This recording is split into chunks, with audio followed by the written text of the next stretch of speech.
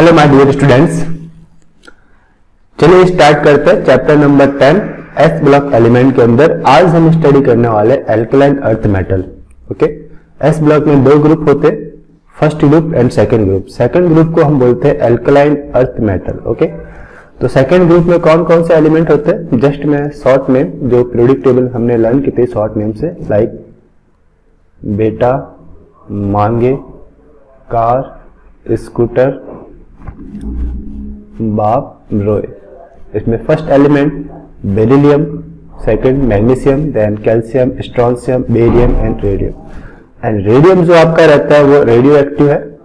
Okay, this one is radio active, इसलिए vehicles के अंदर नाइट विजन में इसका भी यूज किया जाता है। व्हीकल्स में या रोड के किनारों पे जो मटेरियल यूज होता है साइनिंग के लिए, वो किसका होता है, रेडियम का, because it is radio active. अब है आपका जो फिजिकल प्रॉपर्टीज, अगर हम इसकी लर्न करें तो इसके अंदर हम one by one physical properties देखते हैं, atomic and physical properties. First आपका इलेक्ट्रॉनिक कॉन्फ़िगरेशन क्या होता है, तो सेकंड ग्रुप है इसलिए इसका इलेक्ट्रॉनिक कॉन्फ़िगरेशन होगा second group and S block, तो इलेक्ट्रॉनिक कॉन्फ़िगरेशन होगा NS2। ओके, यानी एस ऑर्बिटल के अंदर इसके 2 इलेक्ट्रॉन फिल रहते हैं। तो general electronic configuration of alkaline earth metal is पहले नोबल गैस, यानी कि इससे पहले जो भी रहेगा वो नोबल गैस का, देन NS2। फॉर एग्जांपल अगर मैं बात करूं मैग्नीशियम की, तो मैग्नीशियम का एटॉमिक नंबर जो होता है वो रहता है आपका 12। तो electronic configuration 1s2, 2s2, 2p6। Okay, and then 3s2। तो ये जो पर्टिकुलर चीज है 1s2, 2s2, 2p6, ये आप कह सकते हो कि नोबल गैस आपका नियॉन का इलेक्ट्रॉनिक कॉन्फ़िगरेशन है। नियॉन का एटॉमिक नंबर कितना होता है, 10। तो 1s2, 2s2, 2p6, 6 + 2 + 2 10 हो गया, तो ये नियॉन का इलेक्ट्रॉनिक कॉन्फ़िगरेशन, देन 3s2। तो इस टाइप से है भी हम लिख सकते हैं नोबल गैस, यानी इससे पहले वाले नोबल गैस का electronic configuration, then NS2। Okay, their compound are ionic in nature. कैसे होते हैं ionic, because they remove 2 electron from their outer most shell. Next आपका एटॉमिक एंड आयनिक रेडियस।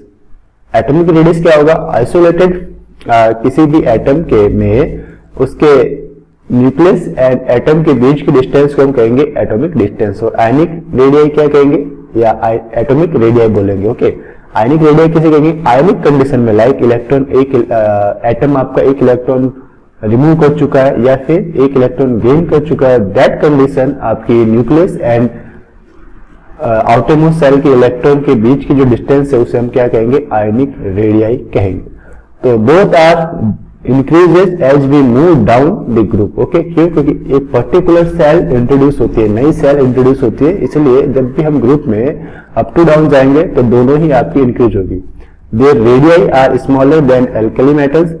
हाँ, एल्कली मेटल्स ही स्मॉल होते हैं, क्यों, क्योंकि एल्कली मेटल जो है वो आपका लेफ्ट साइड में होता है और हमें राइट साइड जब हम पीरियोडिक टेबल में आते हैं तो 1 स्टेप पीरियड के अंदर हमने मूव किया है, और जब भी हम पीरियड के अंदर मूव करते हैं लेफ्ट टू राइट तो आपका एटॉमिक और आयनिक रेडियस डिक्रीज होती है due to effective nuclear charge. Nuclear charge increase होता है जब हम लेफ्ट टू राइट मूव करते हैं। ओके, सेल वही रहता है, प्रोटॉन्स न्यूक्लियस के अंदर बढ़ते हैं तो attraction of proton and electron बढ़ता है और आपका जो सेल की साइज है डिक्रीज होती है।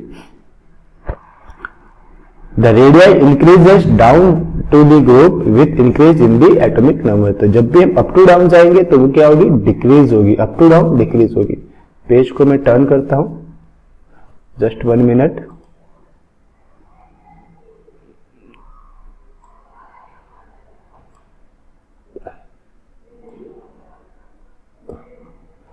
थर्ड पॉइंट है आपके पास आयोनाइजेशन एंथैल्पी।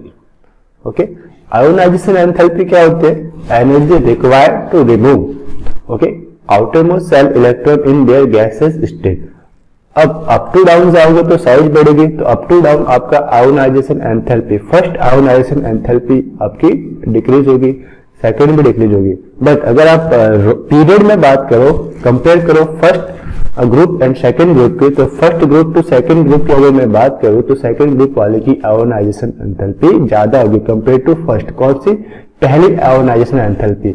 हम यहां पे लिखते हैं IE1 और कई बार लिखते हैं IE2, इसका मीनिंग क्या होता है? IE1 मीन्स एक इलेक्ट्रॉन को रिमूव करने के लिए, यानी फर्स्ट इलेक्ट्रॉन को रिमूव करने के लिए रिक्वायर्ड एनर्जी, वो आयोनाइजेशन एंथैल्पी फर्स्ट कहलाती है। और एक रिमूव करने के बाद सेकंड इलेक्ट्रॉन और रिमूव करने के लिए जो आयोनाइजेशन एंथैल्पी होगी उसे हम कहेंगे IE2। इसी टाइप शो डॉट चलता रहता है, IE हो सकता है। ओके, तो होता क्या है जनरली कि they have low IE due to large size and their IE decreases down the group. Size बढ़ रहा है, attraction of nucleus on the electron less होता है, इसलिए आपका आयोनाइजेशन एंथैल्पी डिक्रीज होती जाती है। The first IE of group second element are higher than those of group first element. Like अगर मैं बात करूं लिथियम एंड बेरिलियम दोनों एक ही रॉ में आते या पीरियड में आते, लाइक सोडियम एंड मैग्नीशियम दोनों एक ही पीरियड में आते, तो मैग्नीशियम की फर्स्ट आयोनाइजेशन एंथैल्पी सोडियम से ज्यादा है। ऐसा क्यों? क्योंकि मैग्नीशियम की साइज सोडियम से छोटी है, क्योंकि हम पीरियड के अंदर मूव किए। पीरियड में जब भी मूव करेंगे तो साइज छोटी होगी, और कॉलम में मूव करेंगे अप टू डाउन तो साइज बड़ी होगी। तो due to small size nucleus and electron के बीच में अट्रैक्शन ज्यादा होता है। अट्रैक्शन ज्यादा है तो इलेक्ट्रॉन रिमूव करने के लिए हाई एनर्जी की रिक्वायर्ड होगी। अब बात करते हैं कि सेकंड अगर ionisation of group second element देखे, यानी कि सेकंड इलेक्ट्रॉन अगर निकालना है, दैट कंडीशन उसकी जो सेकंड आयोनाइजेशन एंथैल्पी है वो ग्रुप फर्स्ट वाले एलिमेंट से लेस होगी। ऐसा क्यों? देखो, ग्रुप फर्स्ट का मैं एग्जांपल लेता हूं, लाइक सोडियम, इसका एटॉमिक नंबर होता है 11, इलेक्ट्रॉनिक कॉन्फ़िगरेशन होता है 281। तो इसका जो फर्स्ट आयोनाइजेशन एनर्जी है वो इसकी लो रहती है। ठीक है, अगर फर्स्ट एक इलेक्ट्रॉन निकालने के बाद इलेक्ट्रॉनिक कॉन्फ़िगरेशन क्या होगा? 28। अगर मैं इसकी सेकंड आयोनाइजेशन एंथैल्पी काउंट करूं, फाइंड करूं, तो देखो इसका आउटर मोस्ट सेल अभी ऑक्टेट है, कंप्लीट है। तो कंप्लीट ऑक्टेट में से इलेक्ट्रॉन निकालना बहुत ज्यादा डिफिकल्ट होता है, काफी ज्यादा एनर्जी यूज करनी होती है। तो IE2 इसका बहुत ज्यादा होगा, IE2 बहुत ज्यादा होगा। बट अगर मैं बात करूं सेकेंड ग्रुप की, फॉर एग्जांपल लाइक मैग्नीशियम की, तो मैग्नीशियम का इलेक्ट्रॉन कॉन्फ़िगरेशन 282 होता है। फर्स्ट आयोनाइजेशन एनर्जी के बाद इसका इलेक्ट्रॉनिक कॉन्फ़िगरेशन बचेगा 281। तो सेकंड आयोनाइजेशन एंथैल्पी अगर मैं काउंट करूं तो सेकंड आयोनाइजेशन एंथैल्पी में आउटर मोस्ट सेल में एक इलेक्ट्रॉन बच रहा है, तो इस एक इलेक्ट्रॉन को रिमूव करने के लिए लेस एनर्जी रिक्वायर्ड होगी, क्योंकि ये रिमूव करने के बाद ऑक्टेट आ जाएगा, 28 हो जाएगा। इसलिए सेकंड ग्रुप में सेकंड आयोनाइजेशन एंथैल्पी लोअर होती है कंपेयर टू फर्स्ट ग्रुप के सेकंड आयोनाइजेशन एंथैल्पी के। ओके, तो ग्रुप फर्स्ट का IE2, यानी कि मैं लिख दूं IE2 ऑफ ग्रुप फर्स्ट, तो ये ग्रुप फर्स्ट का IE2 और ग्रुप सेकंड की IE2 की मैं बात करूं, IE2 ग्रुप सेकंड, तो इन दोनों में से बड़ा कौन होगा? तो सेकंड वाले का फर्स्ट वाले का IE2 बड़ा होगा। क्यों? क्योंकि वो कंप्लीट ऑक्टेट में से इलेक्ट्रॉन निकालना चाह रहा है। ओके, तो ये पॉइंट क्लियर हुआ, IE2 किसका स्मॉल, किसका छोटा होगा। सेकंड आपके पास नेक्स्ट आपके पास जो पॉइंट है वो है हाइड्रेशन एंथैल्पी। हाइड्रेशन एंथैल्पी क्या होता है कि जो भी आपका कैटायन बनता है, जब वो आपके वाटर मॉलिक्यूल के साथ बाइंड होता है तो एनर्जी रिलीज होती है। तो अगर स्मॉल साइज है तो ज्यादा वाटर मॉलिक्यूल को बाइंड कर पाएगा, अट्रैक्ट कर पाएगा, तो एंथैल्पी ज्यादा। बट जैसे जैसे साइज बढ़ती जाएगी आपकी एंथैल्पी कम होती जाएगी। Attraction of nucleus of atom and water molecule आपका कम होगा, इसलिए एनर्जी कम रिलीज होगी। ओके, तो their hydration energy decrease with increase in ionic size. Hydration energy of group second cation will be in order like this. Beryllium 2+ small size में होता है इसलिए सबसे ज्यादा, और बेरियम 2+ सबसे बिग साइज में होता है इसलिए इसकी एंथैल्पी, हाइड्रेशन एंथैल्पी सबसे कम होती है। अब इसने रीजन भी दे रखा है, due to their smaller size than group first element, hydration energy of group second element are larger than group first element. की कंपैरिजन करके बता रहा है कि सेकंड ग्रुप के एलिमेंट की हाइड्रेशन एनर्जी ज्यादा होती है फर्स्ट वाले से। क्यों? क्योंकि सेकंड ग्रुप के एलिमेंट स्मॉलर साइज के होते हैं फर्स्ट वाले से। फिर आपके पास नेक्स्ट जो आपकी फिजिकल प्रॉपर्टी है वो है डेंसिटी। तो वी नो दैट जब भी हम अप टू डाउन जाते हैं तो एटॉमिक नंबर भी बढ़ता है, साइज भी बढ़ती है। ठीक है, तो हम कह सकते हैं कि एटॉमिक वेट भी बढ़ रहा है और वॉल्यूम भी बढ़ रहा है, बट एटॉमिक वेट के अंदर जो इंक्रीमेंट है वो वॉल्यूम की तुलना में ज्यादा है, इसलिए इसकी ओवरऑल डेंसिटी इंक्रीज होती जाती है। ओके, तो atomic weight increases from beryllium to barium in a group and volume also increase, but increase in atomic weight dominate करता है is more as compare to volume, therefore density increases. But यहाँ पे एक exception आपको देखने को मिलता है। एक्सेप्शन क्या होता है कि जो आपका बेरिलियम है उसका होना तो क्या चाहिए, डेंसिटी आपकी लेस देन होनी चाहिए कैल्शियम और मैग्नीशियम से, बट बेरिलियम की डेंसिटी ग्रेटर देन होती है मैग्नीशियम से और मैग्नीशियम की ग्रेटर देन कैल्शियम से। ओके, मैग्नीशियम की ग्रेटर देन कैल्शियम से, और बेरिलियम देन आफ्टर जो नॉर्मल सीक्वेंस फॉलो करते हैं, बेरिलियम से स्ट्रोंशियम लेस देन, स्ट्रोंशियम से बेरियम लेस देन। बेरियम की डेंसिटी सबसे high due to high atomic weight and high volume, and then strontium then beryllium. Okay, ये exception आपको learn करने होते हैं, ये कई बार एग्जाम में देते हैं। फिर आपके पास 6th पॉइंट है फ्लेम टेस्ट।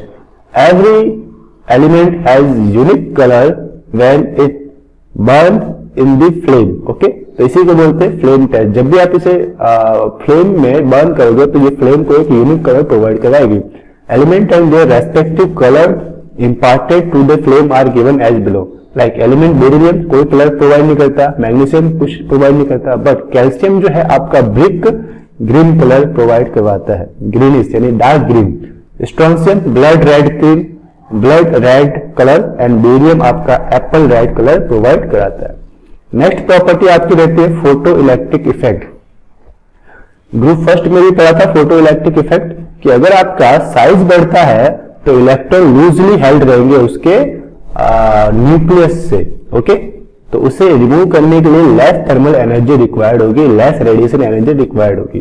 तो due to small size of this metal as compare to alkali metal, their ionization potential is high, this electron can be released only by high energy. But अगर मैं relation करूं first group से, तो first group की तुलना में second group के जो आयंस है या एलिमेंट है वो छोटे होते हैं, तो छोटे आयन में से इलेक्ट्रॉन रिमूव करने के लिए हाई एनर्जी रिक्वायर्ड होगी, इसलिए इनके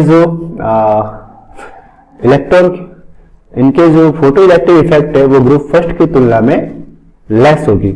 ग्रुप फर्स्ट के एलिमेंट के कंपेयर सेकंड के एलिमेंट की फोटो इलेक्ट्रिक इफेक्ट लेस होगी।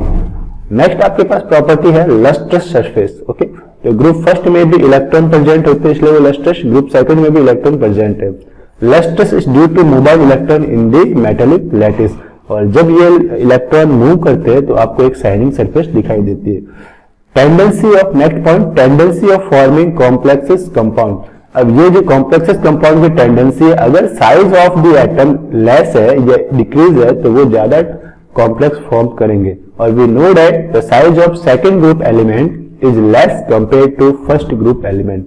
Okay, so these metals have high tendency of forming complex compound as compared to alkali metal। ऐसा क्यों? due to their relatively smaller size। First group की तुलना में ये small in the size रहते हैं, and there tendency decreases, यानी कि जो कॉम्प्लेक्स फॉर्मेशन की टेंडेंसी है वो बेरिलियम टू बेरियम तक डिक्रीज होती है। क्यों? क्योंकि बेरिलियम टू बेरियम तक जाने में साइज इंक्रीज होती है, और अगर साइज इंक्रीज होगी तो वो कॉम्प्लेक्स कंपाउंड इजीली फॉर्म नहीं करेंगे। अब चूंकि beryllium is the smaller in size so that they form more complex compound. Next and last आपका जो फिजिकल प्रॉपर्टी है वो है आपका melting point and boiling point. ये भी डिपेंड करता है आपका मेटेलिक कैरेक्टर के ऊपर। तो अप टू डाउन जाने पे मेटेलिक कैरेक्टर क्या होंगे? मेटेलिक कैरेक्टर इंक्रीज होंगे, बट साइज इंक्रीज होगी। ओके, तो साइज भी इंक्रीज हो रही है, तो दैट कंडीशन आपके boiling and melting point decrease होंगे। तो मेल्टिंग एंड कट नहीं करना है 10 बार। Melting and boiling point of these element are low, but these metals are harder as compare to metal of first group. क्यों? क्योंकि first group की तुलना में सेकंड ग्रुप छोटे होते हैं। अब छोटे होते तो वो हार्डर भी होंगे, स्मॉल साइज है तो हार्ड होंगे। Okay, hardness decreases from beryllium to barium. Up to down जाओगे तो साइज इंक्रीज हो रही है, अब साइज इंक्रीज होगी तो उसे हार्डनेस उसकी डिक्रीज होगी, इजीली हम उसे प्रेस कर पाते। ठीक है, due to which melting and boiling point decreases, यानी कि up to down melting and boiling point decreases. Beryllium की आपकी melting and boiling point high होती है कंपेयर टू मैग्नीशियम। यहाँ पे भी एक्सेप्शन होता है, सीक्वेंस पूरा फॉलो नहीं करता।